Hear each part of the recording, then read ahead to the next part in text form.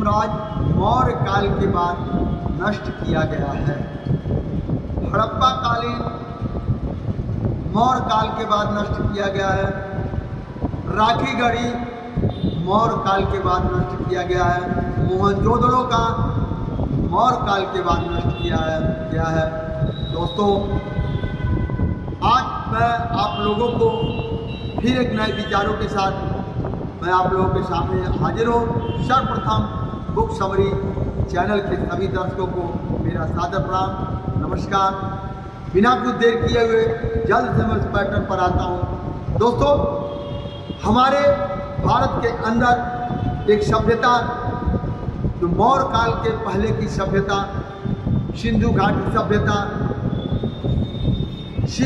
सभ्यता, हड़प्पा कालीन सभ्यता, राखी गढ़ी सभ्यता, ये जो चीज़ें थी ये कभी फल फूल रही थी, नगर आबाद था और ये नष्ट कैसे हुआ किसी भी इतिहास में आपको नहीं मिलेगा।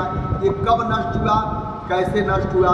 लेकिन इंडिका बुक का एक ऐसा इतिहास है जो साक्ष्यों के ऊपर लिखा गया इतिहास है, जिनको मैगस्थनीज ने क्रमबद्ध यानी उनको जैसे जैसे घटनाएं हुई उसी अनुसार उन्होंने अपने पास रिकॉर्ड को सजोए रखा, जो कि आज भी वह उपलब्ध है। लेकिन अगर किसी इतिहास का अगर आप लेते हैं, वह कोई भी चीज़ कोई भी जगह उपलब्ध नहीं मिलती है पूरी तरह। अभी जो आपको वहाँ पर मोहरें जो मिली, सिंधु साम्राज्य की मोहरें अभी तक पूरी पढ़ी नहीं गई है। उस लिपि को अभी तक वैसे रखा गया है, कहीं से भी पूरा पढ़ा नहीं गया है। ये इंडिका बुक के अनुसार मैगस्थनीज विदेशी जरूर थे, लेकिन उन्होंने भारत में आकर के भारत के जितने भी दरियाएँ थी, पानी में नाव चलने वाला जगह थी, सारी जगहों पर उन्होंने जा करके भारत का एक एक साबूत को इकट्ठा करके उन्होंने इंडिका बुक लिख करके भारत के लोगों के लिए क्या दुनिया के लोगों के लिए अपने बुकों में उन्होंने सजोए रखा है। बस हमें और आपको पढ़ने की आवश्यकता है, जानने की आवश्यकता है। दोस्तों, वो कहते हैं कि हमारे बुक को आप उठला दीजिए, हमारे बुकों को आप उठला दीजिए, लेकिन आप प्रमाण पेश करके हमें हमारे बुक को हमें भी आप उठला दीजिए। लेकिन दोस्तों, दुनिया में कोई ऐसा नहीं है जो इंडिका बुक के प्रमाणों को खारिज करता, क्योंकि इंडिका बुक के लेखों के अनुसार ही हड़प्पा कालीन की खुदाई हुई, सिंधु घाटी की सभ्यता की खुदाई हुई और राखी गढ़ी की खुदाई हुई। ये इंडिका बुक के लेखों के अनुसार खुदाई हुई, इसीलिए इंडिका बुक जो है सत्य पर आधारित है और लिखी हुई ये बुक है। उन्होंने लगभग पूरे भारतवर्ष का हर जगह का दौरा किया जहाँ नौका का साधन था। उन्होंने सिंधु साम्राज्य तक गया और उन्होंने उस नगर को देखा कि वह नगर बिल्कुल आबाद था। अगर वह नगर आबाद नहीं होता तो अपनी किताबों में जरूर उन्होंने खंडार का शब्द देखा, लेकिन उन्होंने ये लिखा है वह नगर आबाद था। उसके आधार पर यह दर्शाता है कि भारत के अंदर कभी सिंधु घाटी एक बहुत बड़ा नगर हुआ करता था।